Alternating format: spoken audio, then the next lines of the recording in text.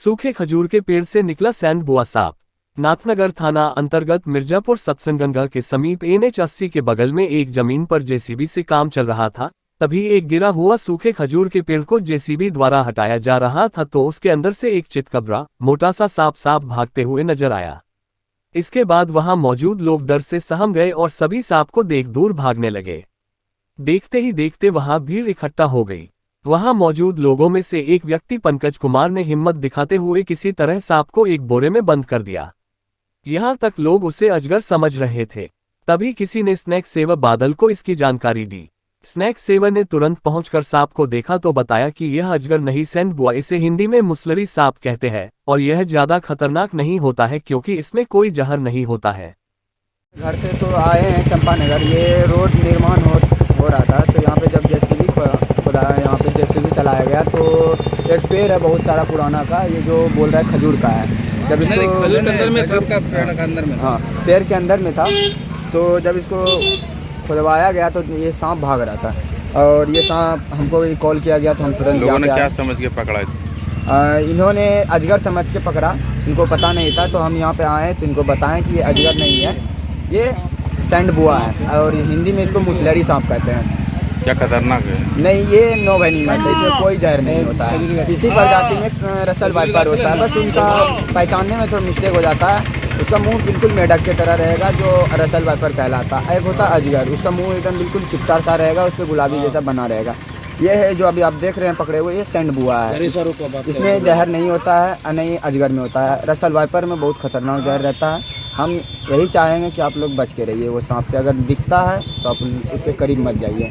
अपना परिचय तो? मैं हूँ स्नैक सेवर बादल।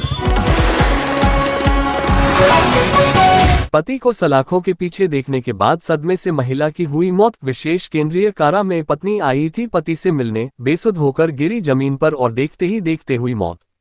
भागलपुर के विशेष केंद्रीय कारा से एक घटना सामने आ रही है जहां पति से मुलाकाती के दौरान पत्नी ने पति का चेहरा देखते ही दम तोड़ दिया। भागलपुर के घोघा गोविंदपुर के स्वर्गीय राजेश प्रसाद यादव के पुत्र गुड्डू यादव और घोघा जानिडीह की पल्लवी यादव की 2 वर्ष पहले लव मैरिज शादी हुई थी। वह 8 महीने की गर्भवती थी। चिकित्सकों द्वारा 27 जून को डिलीवरी का डेट दिया गया था, लेकिन ऊपर वाले को कुछ और ही मंजूर था। कुछ दिन पहले विनोद यादव और गुड्डू यादव के बीच जमीनी विवाद हुआ था, जिसमें 107 में गुड्डू यादव को जेल हो गई थी। जमीन विवाद में गुड्डू यादव विशेष केंद्रीय कारा भागलपुर में 8 महीने से कैद था। आज उनसे विशेष केंद्रीय कारा में मुलाकाती के दौरान पति का चेहरा देखते ही बेसुध होकर उसकी पत्नी पल्लवी यादव मुलाकाती के दौरान ही गिर गई। तभी आनन फानन में मायागंज अस्पताल लाया गया, जहां डॉक्टर ने उसे मृत घोषित कर दिया।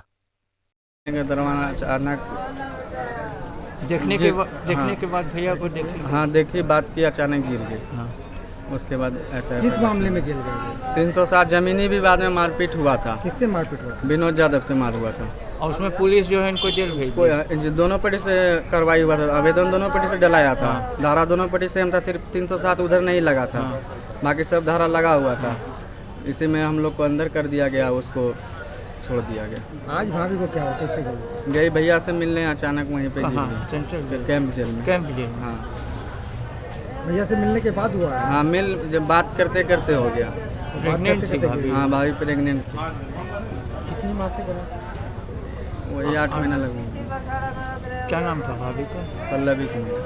आपका नाम? विक्की कुमारिया। क्या लगता है पुलिस की लापरवाही के कारण ये मौत हुई? हाँ, पुलिस की लापरवाही के कारण ऐसा हुआ है। एक्शन लेना था तो दोनों पार्टी पे लिया जाता। दबंग परिवार से वो लोग हैं, दबंगगिरी दिखाते हैं हमेशा। एक केस में टाइटल सूट जमीन पर चल रहा था, फिर भी मारपीट करके जबरदस्ती जमीन हड़पना चाहते हैं। सदमा लगा भाभी को? हाँ, सदमा लगा।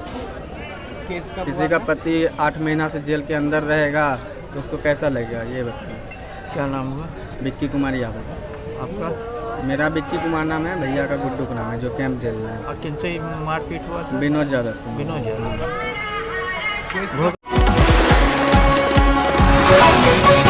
सुल्तानगंज अगवानी पुल ध्वस्त होने से पहले सिंगला कंपनी के सभी कर्मचारी और अधिकारी थे फरार।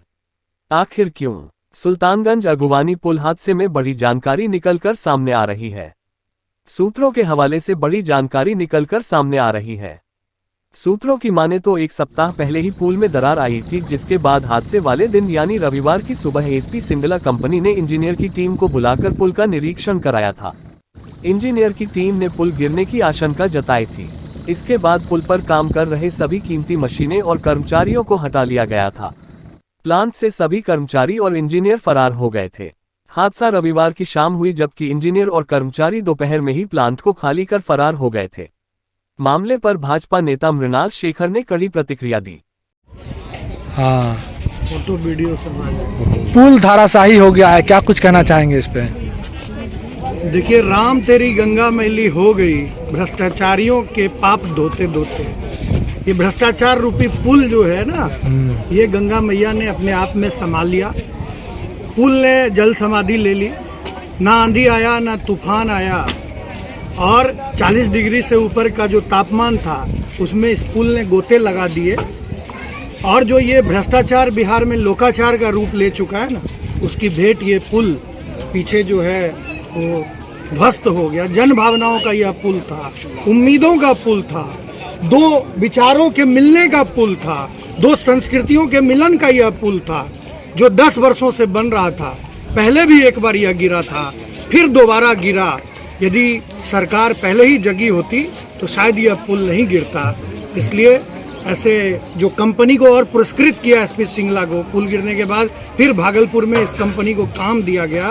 तो ये आप देख रहे हैं कि कल ही ये घटना हुई है और अभी तक कोई ऐसी कार्रवाई यहाँ पर नहीं हो रही है। पानी का लेयर भी बढ़ना शुरू हो गया है, बरसात आने वाली है, इसकी सफाई नहीं होगी। यहाँ पे डॉल्फिन अभयारण्य क्षेत्र है, बहुत तरह की समस्याएं हैं। तो सरकार संवेदनहीनता की हद पार कर चुकी है और सरकार मुंगेरी लाल के हसीन सपने में मस्त है, व्यस्त है, और जनता की उम्मीदें रोज गिर रही है। भगवान ही ऐसे लोगों से बचा सकते हैं और ऐसी सरकार से भगवान ही बचाए।